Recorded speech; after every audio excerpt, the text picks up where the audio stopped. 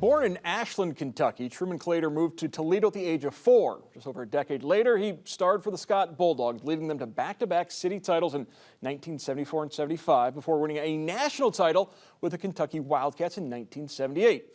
Claytor's basketball career has spanned more than a half a century, and as BCSN's Dorian Kraft shows us, he's still impacting the game today.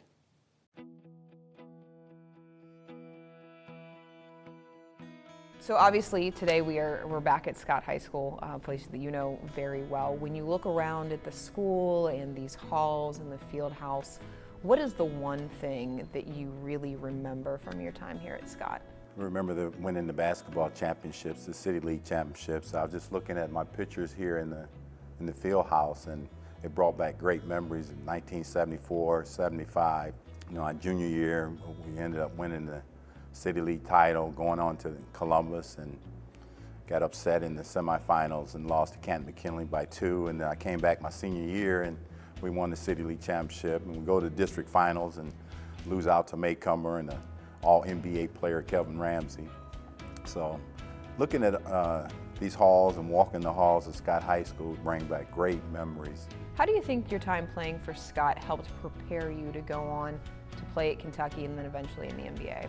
Well, going back to Coach Williams, he prepared me for any kind of situation that I was faced with, going to Kentucky and playing big-time basketball, because he prepared us here at Scott as far as preparation, practicing, playing good defense, team basketball, and we were champions. So Kentucky was always known for their basketball and winning championships, and that's what I wanted to do. Winning the national championship was always my goal, watching UCLA when I was a young kid and knowing Kentucky basketball history and the tradition. So they was my #1 choice once they started recruiting.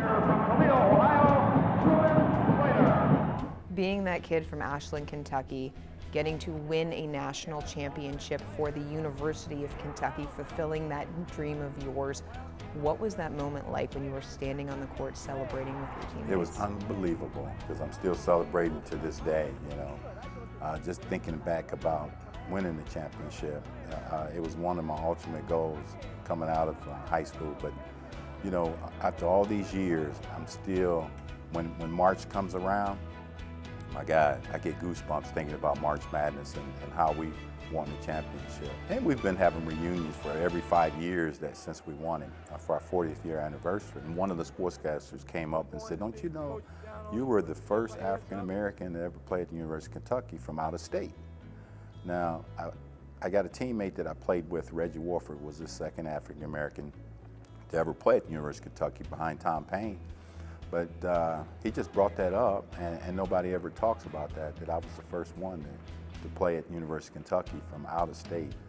And come to find out, Leonard Hamilton was the one that recruited me. Your basketball career didn't end in college. You went on to be drafted in the NBA. What was that transition like for you? Well, getting drafted by the NBA and not sticking, you know, I got drafted by Detroit Pistons, and a lot of people don't know Dick Vitale is the one that drafted me. And he also recruited me in high school to go to University of Detroit, because when I was in high school, he was the head basketball coach at U of D. And he ended up drafting me, and I ended up getting cut by him. And then my second year, I tried out for the Philadelphia 76ers, and it didn't work out that way, and then I had to get a real job. And, you know, I've been successful over the years, and I'm happy for my decision going to Kentucky, getting drafted, and getting into officiating basketball. So basketball has been great to me all my whole life. I think you're looking at my list of questions because you keep leading me into the next ones. You mentioned officiating. How did you get involved in officiating? Well, it was a guy that used to officiate my basketball games when I was in high school. His name was Whitey Hefner. He was like my mentor. He kept asking me, "You'd be a good referee. Won't you try it?" You know, I said, "Oh no." I looked at the fans, how they were treating people. And then finally I got into it and I liked it. And it was a different transition because, you know, I was thinking like a basketball player instead of thinking like a referee. He would always say, "You got to think like a referee, you know, get in angles and make the right call, and not get upset if you miss one." So, you know, I really got into it, and it's been 29 years. Have you ever stopped to think about how, I guess this is kind of your third chapter now of basketball and what it's given to you, and to be able to extend your career in this way and also impact the careers of the next generation through officiating? Well, just being around young people has kept me young. And I really enjoy Friday nights and Saturdays, being in the locker room, being around the players, the coaches. I've had a great career officiating. I was just inducted into the Ohio Officiating Hall of Fame, and my career has been great. I wouldn't even trade it for all the years of me wanting to go to the NBA, but I wouldn't trade my career for anything. Obviously, basketball, not just something that was big for you. It also runs in your family. Your grandson, recently we got to see play for Word of God, play at Central Catholic. What sense of pride does it give you to watch him compete? I was a very proud grandfather that night. Even though they lost the game, but he showed up and played very well, handled himself like a champion. I was a very proud grandfather that night, and I was very emotional. My whole family was there. His great-grandfather, great-grandmother was there. So he had a lot of family, a lot of pressure was on him that night, and he played well. And all the things that you've accomplished and what you did for Scott and going on to the next level, what would you like your legacy to be for the kids here at Scott coming through and, the kids back in Ashland, Kentucky that are dreaming of playing at that next level? Well, just realizing that you can go to school free.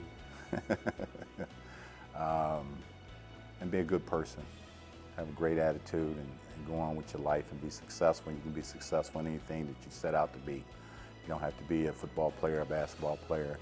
You can go on and be anything you want to be. What comes next in your career? I don't know. It's not going to be retirement. They always say you retire, but I want to continue on just living my life and having fun. I don't know how long I'm going to be refereeing, but after 29 years, I might try to get 30.